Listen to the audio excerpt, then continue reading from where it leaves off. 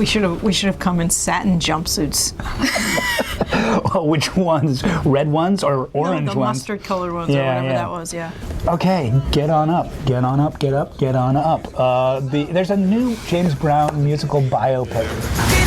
If it sounds good and it feels good, then it's musical. And you know how these musical biopics go, right? You know, they're going to be Hollywoodized, they're going to like sand all the edges off, it's going to be the story of triumph and overcoming a poor childhood, and Get On Up kind of has a little bit of all that.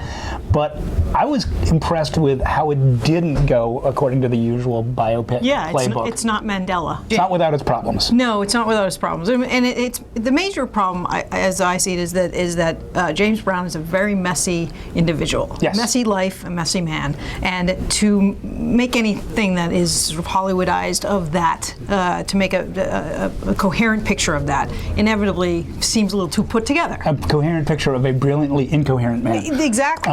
That is exactly it. Actually, to its credit, I say this as praise, Get On Up is actually kind of messy. It doesn't tell the story straight. It sort of bounces back and forth to different parts of his life. A lot of bits get lost, and there are a lot of good actors and parts of the story and some not pretty parts of the story that are acknowledged, like the wife beating and the drug use, that are acknowledged but not really explored. Passingly. Right. This is not one of those movies that tells the story of a culture. It tells the story of one man and doesn't really even try to understand him, because he wasn't easy to understand. He just was. That's for sure. And I could have used more of that. He really wasn't easy to understand. I certainly could have used more depth in the female characters and what he is alleged to have done. But he led a messy and fascinating life, and from it sprang brilliant music. And the musical sequences, the concert sequences, the studio sequences are this movie's meat. They're terrific. The music is astounding.